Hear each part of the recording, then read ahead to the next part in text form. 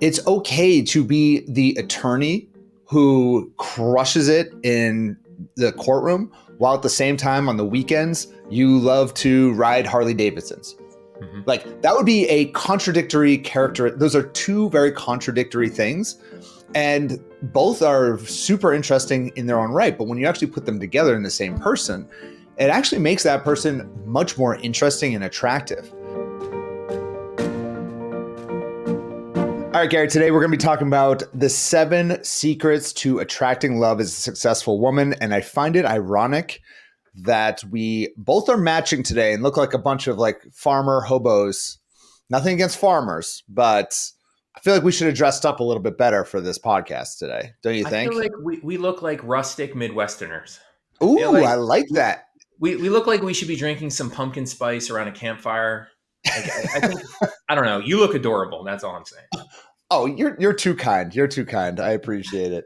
No, I there's something about flannel this time of year. It's just like it's cozy. It's cold out. Ah, man, it got cold too early this year. I really think it did. Got cold, and it's like we finally just lost here in we're coastal New Jersey, outside of New York City.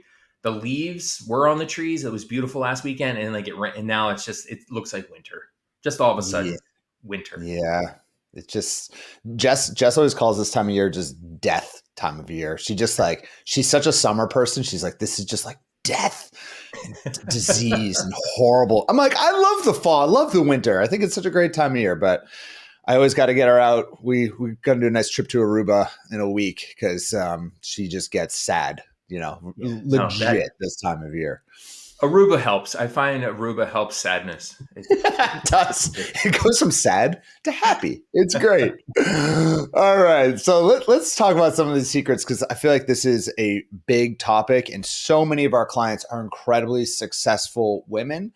And I think we can really leverage a lot of the things that made them successful in their career and leverage those things in their love life. But also we need to rethink some of those things as well. So I think those who are successful, high-powered women are going to get a lot from this podcast today.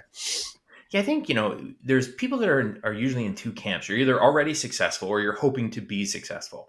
Right. There's a lot of traits that go into achieving that success. And a lot of times, at least what we hear from our clients is sometimes it can feel like some of those same traits that help you in your corporate world or in your career actually are counterproductive and hold you back in your love life. And so really what we're going to do today is like figure out how to thread the needle and kind of make those traits work for you both in your career and in your love life.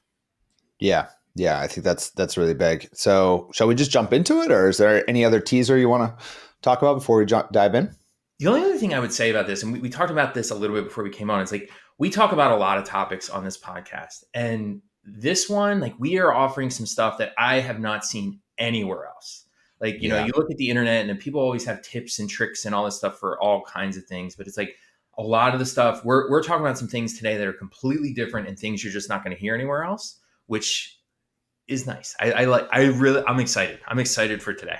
Yeah, me too. I think it's fun. Like I really like where Love Strategies as a company, as a brand, where we're heading. Because like when I first started this company, I mean, it was 12 years ago, just starting coaching for women. And because I was younger, we were attracting a lot of younger audiences, and there's nothing wrong with it. I think it's great. Like I had a lot of like even teenagers following me and getting dating advice and like 7 texts to send a guy to make him fall in love with you, all that stuff. But now so many of our clients, I don't know if it's the gray hair or what, but like we just tend to be attracting a much more affluent group of women, a little bit older age group, a lot more serious. And I like it. I feel like it's very aligned, and not many people are not many coaches out there are appealing to that type of clientele. So I really want to continue to lean into that. Not to say that if you're not affluent, you can't listen to us and get a lot out of it, but it's just kind of a fun niche that we found ourselves in at this point. Yeah, I like it. It's very, our clients, if I come up with one word, it's like sophisticated, right? Yes. It's like they're also smart and they're also accomplished. And it's like, you hear them say like, in my personal life, I'm doing X. And it's like, they're so high achieving. It's all super, super impressive. But it's also just a good reminder that as impressive as we can be in one area of life, like relationships are still complicated and a little bit tricky for folks. And so That's what's really nice about what we do is we get to help people with the most important area of their entire life. Amen. Amen. So why don't we jump into the first one, which is a huge secret to attracting love as a successful person is that you actually want some men not to like you. And I think this can be really, really hard for a lot of successful people in general, because successful people want to be liked. They want to be loved by everyone. I think that's what fuels a lot of people towards success. But in dating, we don't want to win over everybody. Right, Gary? Yeah, and this is one that I think people struggle with a lot because who doesn't want everyone to like you? And we get kind of like upset with ourselves if someone doesn't like us. And it's almost like we start paying more attention to the people that don't like us to think, like, how can we win that person over? And it's the wrong approach in dating. If you're trying to get everybody to like you, you're definitely attracting people who you're not compatible with, because you can't be compatible with everyone. And so Right. you have to have filters and ways and strategies to make sure you're differentiating those people that are actually going to be compatible with you from the ones who won't. And so when people don't like you and find your online profile off-putting or your attitude off-putting, great. That's fine. They're not for you anyway. And you might as well figure that out now rather than wait 10 years. Well, let's go back to the insanity that was Adam LaDolce back when I was single, before I was a coach and everything. Because let me tell you, the 10% of women that really didn't like me and weren't interested in me, when before I discovered everything we teach and understood all these concepts, I would focus 90% of my energy on winning over those 10% that didn't like me, because I just, like that just annoyed me. Why wasn't she into me? What's going on here? So what can I do to get her to like me? And then one day, this was probably 15, 16 years ago. I don't know. Once I hit 25 and I just grew up a little bit, I just realized, why don't I put 100% of my energy into the 90% of women who are generally somewhat interested? Not all of them are interested. And by the way, I'm making up this number, 10, 90%. I don't know. Probably only 50% really like me, or 20%. Who cares? But why not put all of my energy into the ones that are actually interested? And then those who aren't interested in me are just dead to me. And that's okay. Like, in a wonderful way. Like, you're dead. You can go live your own life. That's great. But you're not for me. And that's okay. And I think that's such a winning attitude. It declutters your love life so much, and it allows you to just emotionally enjoy the process. Because if all of our energy is just focused on the people that don't like us, and that's what successful people do, they want to win over people. It's just going to lead us to constant heartbreak and pain throughout the process. Yeah, you just have to kind of hone in on something else that successful people do, which is they stay focused. They're not Yeah. trying to win over everybody. Like, their products aren't for everybody. You pick a target market. And so successful people stay focused. They keep their eye on the prize. And so Yeah. with you, whatever the percentages are, even if it's just 5% of people out there find you appealing, you put 100% into that 5%, and that's where success comes from. That Like, feels like a better number for me, probably. I was I'm going to just say giving. about a 3.5, maybe Yeah, 3.5. 3.7. I didn't want to get too specific, so I rounded up. But Hey, yeah, I Garrett, mean, so it's not zero. It's not it's zero. not, So I don't think, at least, I don't know. I mean, and I that's happen to get one woman to make the biggest decision of her life and mistake of her life and marry me. So that seemed to work out. as funny as that is. That's a really important point too, right? It's like it's not zero. It's not zero for anybody, It's and it not only zero. takes one. But it's Yeah. like if you're trying to put your attention into everybody, you're going to miss that one. And you want Yeah. to have 100% of your attention given to the one person that matters. Um, Yeah. and like a lot of these things that we talk about on our podcast, it's a lot of it's inspired by our clients and things that our clients have said, and some of the stories that they shared with us. And so this one in particular wasn't inspired by a woman, Beth, not her real name, obviously, but she was talking about on one of our masterminds how she went on a meetup with someone and she wasn't really sure she was compatible with this guy.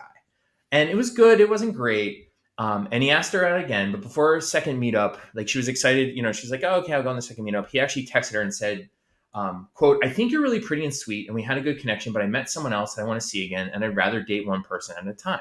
And so she was Ooh. explaining this and she's like, ooh, that stung. Right. And it's Yeah. like, even with the compliment, like it still hurt. And then she was explaining how she's like, I wasn't even sure about you. How is it if I'm not sure about you, you get to dump me? You get to reject me. Right. It's like, but then it's like that's not a good mentality. That's like trying to get everybody to like you. Like she didn't even like him, but she's now upset that he said no to someone she doesn't even like. So then she'd been in the program for a little while, and she's like, you know what? I realized my second thought was, you know, I knew you're not compatible with me. Like, and she was explaining this guy did like different kinds of drugs that she wasn't into and all this stuff. And what she realized is by him not liking her, it just brings her closer to the right guy. This guy had actually done her a favor because it's going to speed up her process and allow her to put her energy into the guys that really matter. And it's like that's the switch. That's the transformation that we're suggesting here is like realize that put your energy into the ones that really matter and you're not trying to get everybody to like you as painful as that seems, as counterintuitive as that seems upfront. Yeah. And there's a psychological bias that occurs when someone suddenly doesn't like you anymore. It makes you want to win them over. We value what it is that is hard to attain. So suddenly the moment that this guy was like, you know what, I'm actually not interested, suddenly like in the lizard part of our brain, it switches it flips the switch and it tells us like, ooh, maybe he is a high value guy. Maybe I should actually go after him. When in reality, you're chasing a dragon here. You're chasing the wrong thing. And if you can just catch yourself and be like, whoa, whoa, whoa, whoa, I'm not going to fall for that trap. It really is a trap. And it's really a decision. You can make that decision to say, I'm not going down that rabbit hole. I love that she said rabbit hole because that is like the old, like I said earlier, like I would fall into that rabbit hole so much because I'm competitive and I don't like to lose. And I don't like when someone doesn't like me. So then I'm going to go down that road. And then again, you can just flip the switch. Everyone listening right now, if you fall into that trap, just decide not to. Just decide not to. The moment someone doesn't like you anymore, they're not interested in you, if they're not attracted to you, whatever, like they're gone. Just remove them.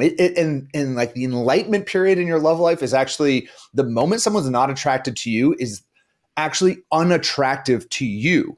When someone's not attracted to you and they're not interested, suddenly they become unattractive.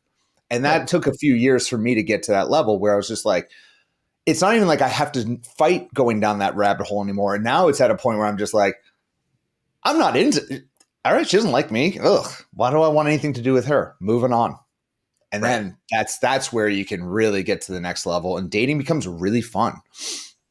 Well, what I really like about that particular anecdote is like you see the life cycle of her experience all at once. It's like she was realizing she was doing something wrong. She had the ability to recognize the pattern, and then she had an ability to like shift her mindset around that pattern in a healthy and productive way. And so it's Right. like we talk a lot about strategies, but a huge part of strategy is having the right mindset and being able Yeah. to recognize bad patterns and do something about them. And that's really what all of this is about. But it's like to see her kind of all in real time go through that and be like, this was a problem. Wait a second. Wait, what am I? Oh, I'm doing that thing again. And here's what I really need to be thinking. Like, it is a beautiful thing to see. Yeah. Yeah. Which kind of, I think, segues into, as far as mindset, our second point, which is I think a lot of successful people in general are very good at setting goals. And that's great because you have fitness goals, you have your financial goals, you have career goals, everything in your life, and you're always optimizing for that. And I think that's really helpful, except in relationships. Because when it comes to relationships, having a very specific, like there are two different types of goals, we can talk about that, but having a very specific outcome goal, as in, I need to be in a relationship, in a committed relationship by Christmas, or I need to be married by the time I'm 39, or I need to be having children by this point. It actually cripples you. It's not a very helpful goal to have. And so what we always say is we don't focus on the outcome goal, and we call this having outcome independence. Don't worry so much about the outcome, but focus on very tangible goals like behavioral goals that will get you to that ultimate outcome. So for example, a good goal to set, or I might just call it, a good goal to set would be how many new guys you're going to meet this month. We call that a social score. So I'm going to set a goal to go out and meet 5 new guys this upcoming month. That could be on a first date or a meetup from online dating. It could be just some guys at a networking event or anything like that. These are goals that are within your control. You can't control when you end up in a relationship ultimately. Like that could happen in 3 months, that could happen in 3 years, but you can control how many new guys that you meet.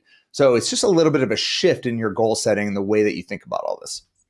Yeah, and it's just recognizing what you can and can't control. Like that's the Yeah. other thing is I think successful people generally they're probably successful because they are able to control a lot. And so you kind of get accustomed to being able to control everything. And like relationships are that one thing, like you can control half of it.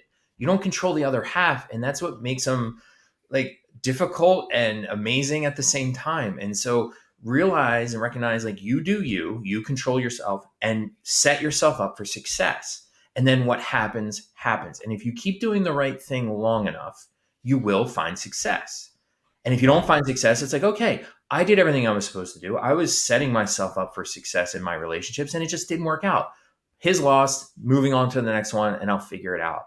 Um, and we said this a little bit at the top, but like so much of what I like about today's topic is these are things that you're doing as a successful person in life that can help your relationship and vice versa. And so one of our clients, she was talking about this idea of outcome independence, and she was talking about how she's gotten really good at this in her relationship, but then what she's developed as a relationship skill has also spilled over into her professional life, where she was talking about how she has a lot of projects and has to submit proposals and all this kind of stuff for her job. And what she's realized was this process used to stress her out all the time, and she would take the failures really, really hard. And what she realized from learning about outcome independence in her relationships is like she's just going to do her best. Like she's going to do her best work, put forth the best effort, do all these great things. And then, if she gets funded for her proposal, she gets funded. And if it goes well, it has helped her. Like what you learn about relationships can help in life, and what you can learn in life can help in relationships. And sort of like seeing that bi-directional stuff, we hear from our clients all the time how like by helping their relationships, it's spilled over to help so many other areas of their life. And I think that's Yeah. something people don't often realize. I agree. I mean, I can relate to this as a business owner. Like, it's really good to have an ultimate outcome goal. Like, we're coming towards the end of the year. We're going to have financial goals for the year. We're going to have results goals for our clients. There's all these things that go into these outcome goals. But then once you set it, then once it's set, then just look at the behaviors. What are the behaviors that get us there? And then you almost don't even check in with the outcome goal, maybe once a quarter, maybe really once a year ultimately, and focus all of your energy on what are the behaviors? What are the actual things that we need to be doing in order to service our clients? What do we need to do in order to attract more clients? What do we need to do to make our podcast better? It's like, do we need to do 2 podcasts a week, or do we need to do 3, or do we need to do 1? Focus all of our energy there. And I think the same thing is in our love life. Yeah. Little love step number 2 in our process is to create a love vision, to get crystal clear about the man relationship you want and know exactly what it is that we're going after. Because if you don't have a bullseye, you're going to miss it every single time. But once you have that bullseye, then it's kind of like, now focus 100% of your energy on the behaviors to getting there. Usually that is just getting your beautiful behind off of the couch and going out and meeting lots of guys. It means following our strategies, using a lot of the strategies, actually implementing them, coming to masterminds, doing the work. And so many people just don't want to do the work. They want to focus on the outcome goal, and it stresses them out and it keeps them stuck. So if you get anything from today's podcast, be willing to actually put in the effort and make those behaviors a reality. Like, that's what actually gets the outcome. Yeah. And I would also just add to that is like when you're too outcome focused, it just encourages you to take shortcuts. And when you take shortcuts, you're just not going to end up with the quality that you actually want, right? It's just not sustainable. And ultimately, when it comes to relationships, you want long-term, fulfilling, sustainable relationships. And so shortcuts aren't going to cut it. Yeah. Yeah. And a shortcut would be like, and before we move on to the next point, let's say you have a goal to be in a relationship by Christmas. And then you go out with 2 guys. One of them is like, okay. And you're like, you know what? I have a goal. I want to be in a relationship by Christmas. I'm going to choose Brad, even though Brad is completely lame and going to be a terrible partner. You've achieved your goal, but to what freaking aim? Like, what are we talking about here? Like, what a silly, silly goal. I honestly, I despise relationship goals with dates, like when to be in a committed relationship and when to be married. We have many clients who are in their late 30s who want to have children. I get it. It's like you're up against a certain timeline, and we can understand that timeline and then talk about it for a minute. But then once we have determined what our behaviors are to get to that timeline, we need to forget about it. because that pressure is going to kill you. It's going to demolish you throughout the process. It's too much pressure. It's going to get in your head and it's going to cause you every single date, every single moment interaction you have, you're going to be thinking that in the back of your mind, and it's going to just actually paralyze you in those situations. Yeah, it leads to bad decision making for sure. It does. Yeah. Take us to number 3, Gary. All right. So the next one is don't take the bait. And what that means is if you're accustomed to being successful, there's a lot of things that go into success. And a lot of it's hard work. A lot of it's taking problems and turning them into opportunities, kind of spinning straw into gold, so to speak. The thing is, you're not obligated. You don't want everybody to like you. We covered that number one. This is number three is like you're not obligated to make every relationship work. Some of them are going to work and some of them aren't. And so when I say don't take the bait is things that guys will say. And one of them, for example, is let's just keep things casual, right? This is the casual trap. And so this is dating a guy casually and keeping things loose and fun and just kind of yet hoping that you're going to be able to turn him and like change his mind. And what you have to realize though is what he's really saying is like, let's do couple things without being a couple. And those couple things, it's usually like physical intimacy stuff. And what he's ultimately saying is, I really want to remain steadfastly committed to not being committed to you. And Yeah. it's like, see this for what it is without like having that part of your brain kind of go on. It's like, well, he says he's casual for now. Like, I can fix this. I can change this. I can solve this problem. Yeah. Yeah. I mean, the moment a guy says, I just want to keep it casual, he has kind of absolved himself from that point forward if this is a casual relationship. Like, if at that point you hear that and you translate that into, well, maybe he's going to want a relationship later or so on and so forth. I'm going to just keep with this. I'm going to keep spending time with him. That's on you at that stage because he has told you he wants to keep it casual and doesn't want a relationship at this point. That's not a subtle indicator for you to work harder and try to get him to come around. Very rarely do those situations come around. Right. Very, very rarely. And he's going out of his way to say, let's keep it casual. That is not time to go into like CEO mode. Let's fix this. That's like time to go into CEO mode. Let's fire this person because they're not right for the position. Right. Like, don't go into that fixing mode. So, yeah, I mean, I just think it was really interesting. I was in a phase of my life where I don't mean to keep talking about myself today, but I try to at least relate it to single guys and hopefully you can get something from this from our audience. But I remember I was at a stage in my life where I was speaking a lot, I was traveling, and I just didn't want a relationship. And there was this one woman that I was like, we were casually dating or we went on a few dates or whatever. And I told her really specifically, I'm like, hey, I'm really not at a stage where I'm looking for anything serious. And I just saw like a twinkle in her eye where she started leaning in even more. And it had to get to a point where I had to break it off because I knew like the things that she was saying, she wanted to have a family. She wanted to get married. She wanted to do all these things. And I'm like, I had to be like, I don't want that. So this is over. Like, I don't want that. I don't know how else to say. Like, I want to keep it casual. And we did for a little bit. And then I finally had to just break it off to save her. And I think most guys wouldn't do that. They'd be like, hey, I can, right, keep going with this for as long as I can. And that's great. But like, that wasn't cool with me because I knew that it wasn't right for her. But again, I just don't allow that moment to happen where you hear that and you're like, ooh, I think I can get this guy to come around.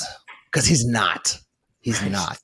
Well, and I like how you put it in terms of like go in CEO mode, right? Because it's kind of like I see a lot of these things that guys can say that lead women to take the bait as like, let's get out the whiteboard, let's plot this out, let's diagram this, like we can fix this. And it's like, it's him saying, let's keep things casual. There's other ways he says it too, which is, I'm not quite ready yet.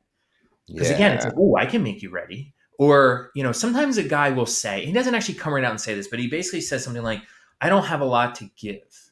Or like, I can't give you everything. It's that scarcity thing again, where it's like, he doesn't have enough time. Maybe he just got out of a bad relationship or recently divorced or has kid problems. And it's like, he doesn't have a lot of emotional bandwidth.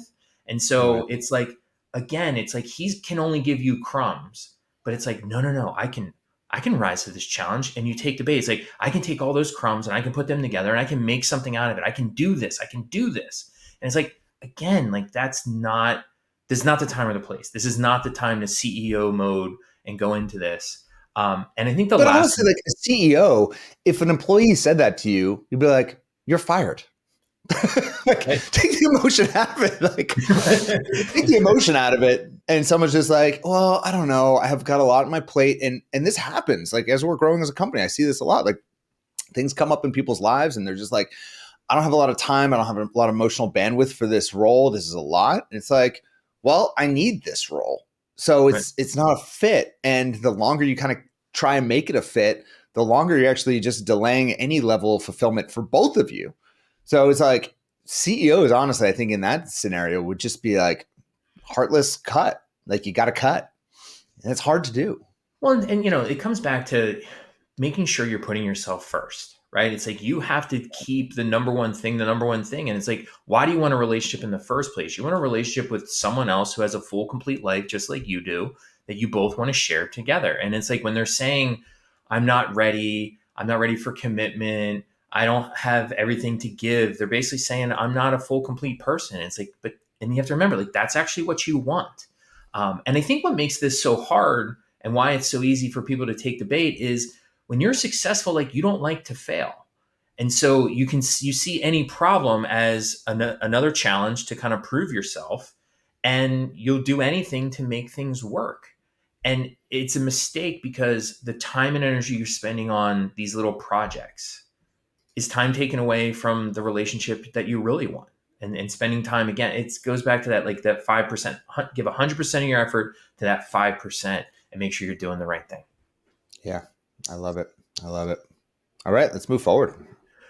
Yeah. So the other thing I think that's important for successful women, number 4 here, is have more layers. And so you're high powered, you're assertive, you're overachieving, you're badass, and that's great.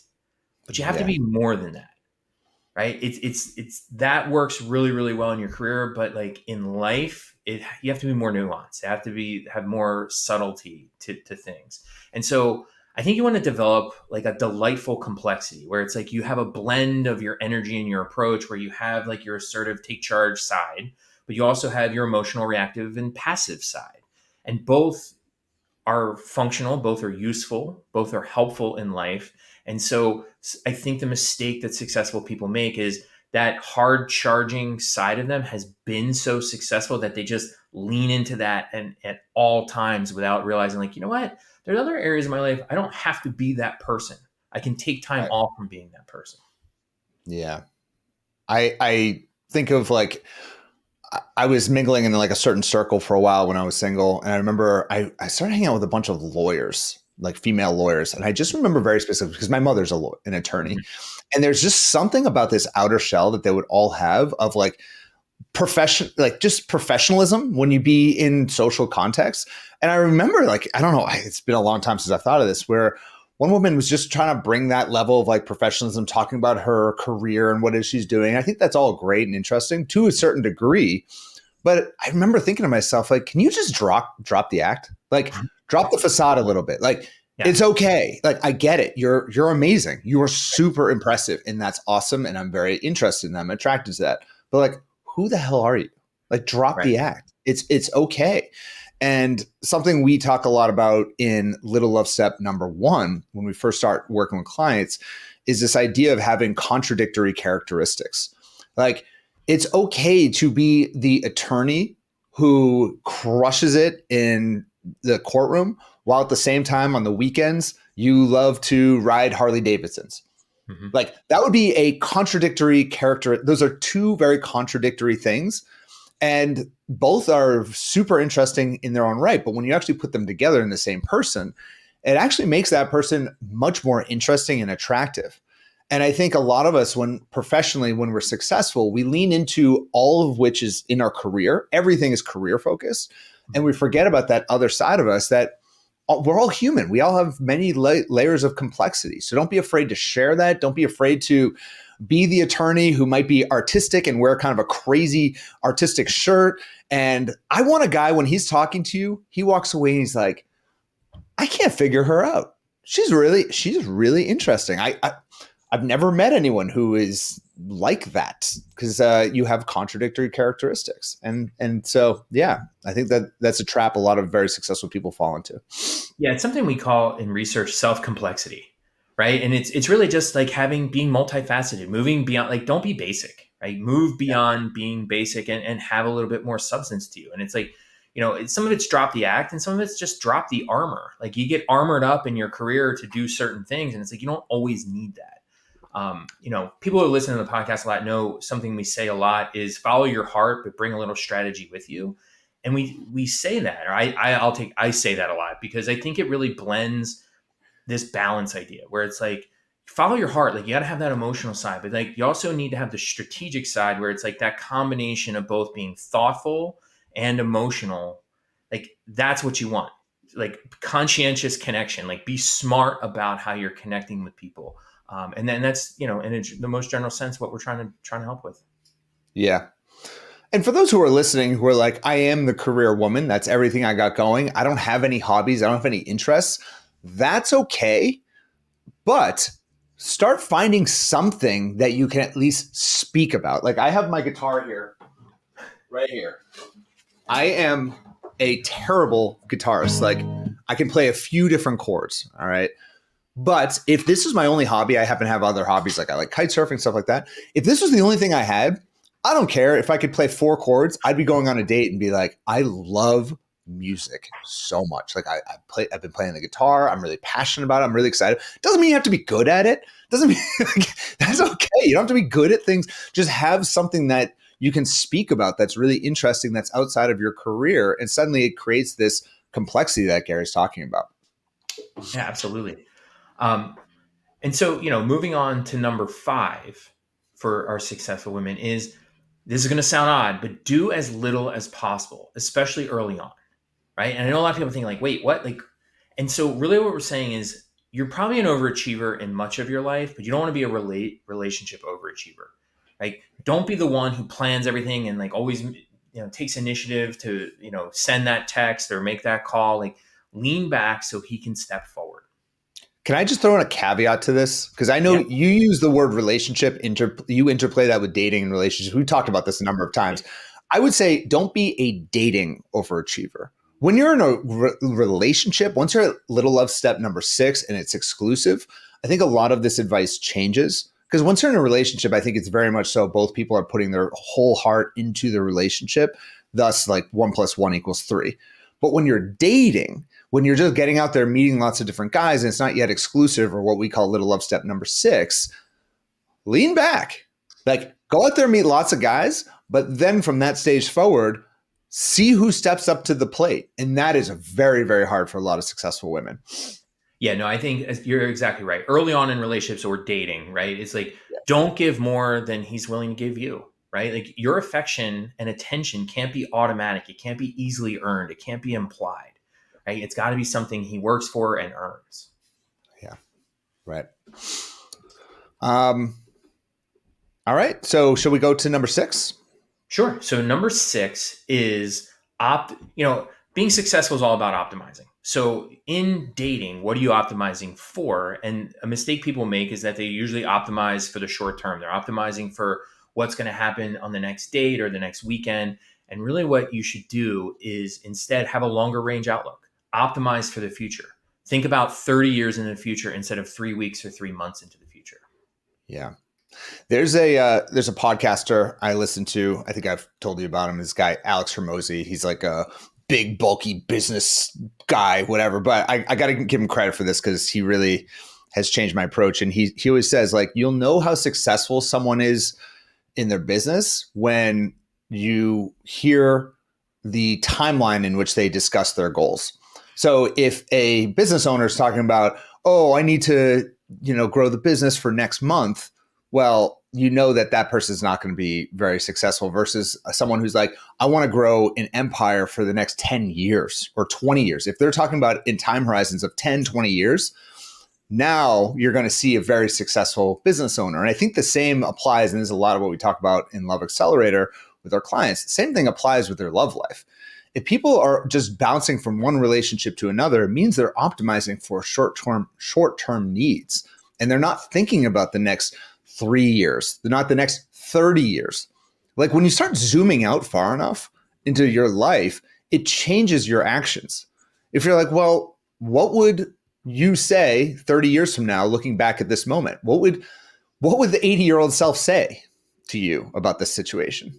Right? Suddenly now that changes the whole like decision making matrix here. It just changes everything. So that's a huge part of all this is zooming out on your love life and optimize for what it is you really want in the long term. And I think dating in particular is really hard to do that because we just, we're primates. we're just like drawn, we're just like drawn to someone. We're just like, oh, he's really hot. I want him now. He's tall, handsome. He's charming. Oh, I like that. He has a nice watch. Oh my God, What that's great.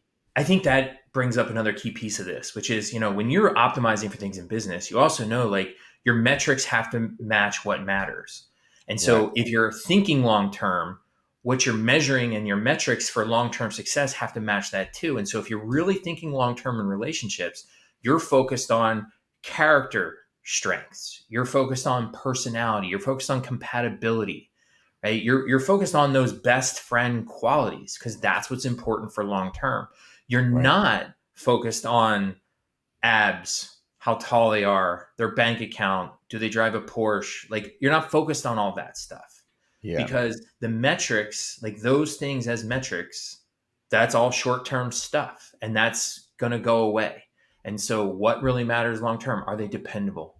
Are they patient? Are they kind? Are they a good listener? Are they supportive of you? Are they respectful? Like when you think long term and you optimize for the future, all of a sudden all of those qualities become much more important and the like charismatic, narcissistic qualities that are very easy to fall for all of a sudden become much less important. Yeah. And it's not to say like, hey, if you want to be with a guy who's a certain height, who's got abs, who's well off, by all means, like go for it. I mean, Gary and I can speak. Gary's wife's beautiful. I married a beautiful woman. Like I think like having those qualities is helpful and nice when you're going out there and dating. It's nice to be going after those types of things. But the other qualities that Gary just talked about, those are the deal breakers. Like that has to be the deal breaker. The other things are like wants.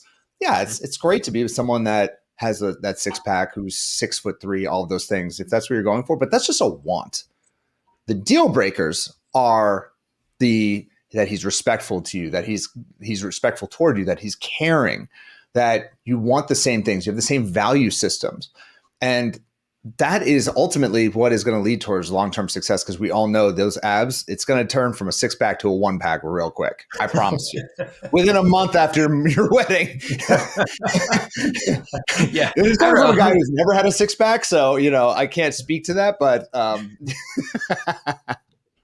yeah, honeymoons are bad for six packs anyway. So come on. They are actually like my best friend. I married them recently and they just got back from their honeymoon in Italy. And he's like, dude, I just gained like 20 pounds. Like, and he was like, he's 6'3". I think I talked about him on a recent podcast anyways. Yeah. So all right, take us home, Gary. The last quality, and it very much dovetails off of this, thinking long term, is this idea that to be successful in relationships, patience is power. And that's hard because successful people are impatient. They want things to move. They want things done yesterday. They want things to go fast. And I think most people want things to happen quicker because a lot of times when it comes to relationships, you want to be in a relationship so bad because you're sick of feeling lonely. You don't want to feel incomplete. And like, that's a bad feeling. So you want to fix it like right now. But the important thing to know is that quick doesn't lead to quality. Fast doesn't lead to fulfillment. And so you have to take it slow. The slower at first, the better in some ways, because when you take things slow, you learn more information. And then the fear that people have is like, but if I take things slow, he's going to go away. Only the wrong guys. The wrong guys will go away. They're going to get impatient because they're optimizing on short-term qualities. And so they're just not going to be willing to stick around. But if you go slow, the right guys are going to be willing to stick around for that. Yeah.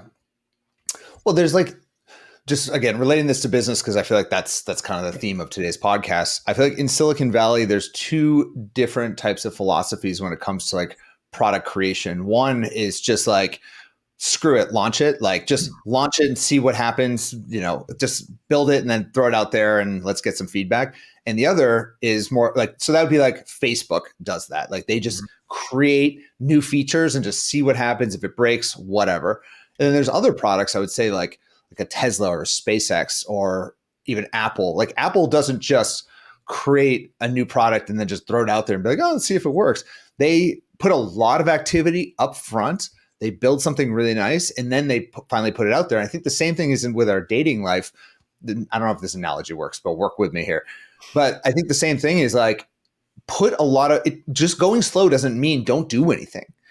Going slow just means don't jump into anything too quickly in a committed relationship until you know it's right for you. So all the while, when you're moving really slow, just like Apple spends a lot of time building that iPhone, that perfect iPhone, they're not just moving slow at doing that. They're doing a lot of stuff at the same time. They're just moving slow before they launch it, AKA get married or move in with a guy. Is this analogy hitting? I don't know. Yeah, I mean, first time explaining it this way. I think, what people really want to decide is like, do you want to go fast or do you want to go far? Right. And if you want to go fast, that encourages shortcuts. It encourages one-sided relationships where it's like, if he's not doing enough and you're impatient, you're like, that's okay. I'll pick up all the slack. I'll do 80% of the work in this relationship and you let him get by with doing 20. And like, that's going to work for a short period of time, but that's not going to be long-term sustainable. Going far is dating someone who's really your equal. It's dating someone who's your equal in terms of status and stature and intelligence and all those good qualities, but also someone who's equal in terms of putting effort in. And so that takes time. And so, we try to encourage people when they first start dating, like sometimes like you're so into somebody, you want to see them 4 times in the first week. And it's like, you can see them 4 times, but just not all in the first week. Like slow it down because time gives you a chance to reflect. It gives you a chance to gain some perspective, and it gives you a chance to learn more about the person before all those crazy love chemicals take over and encourage you to make quick decisions that you might regret later. Yeah, and if anyone's listening and they've ever gone out on a date with a guy on Thursday, they really liked him. He said, "Oh, come over on Friday. I'll make you dinner." And then you come over Friday. Before you know it, you're sleeping over, and then Saturday you're making breakfast together, and by Sunday you're meeting his entire family. If you've ever noticed that those types of situations typically burn out within about 3 weeks to 3 months, then this advice is especially for you. If you want it to go far, don't move fast. Allow that time to exist at the beginning, and that, like you said, is very, very difficult, I think, for the entrepreneurial type, the successful person who's like, go, go, go, go, go. This requires patience. Also, at the same time, until you're in an exclusive committed relationship, what we call little love step number 6, that means, my beautiful lady, you are still single. Continue getting out there, meeting other guys, continue exploring other options. Don't get the dreaded curse of one-nightitis where you focus all your energy on that guy. If you do that, oh my God, you can translate the energy that you have from being successful in your professional life to your love life very quickly. So this was fun, Gary. I really enjoyed this one. This is great. Yeah. Thanks, Adam.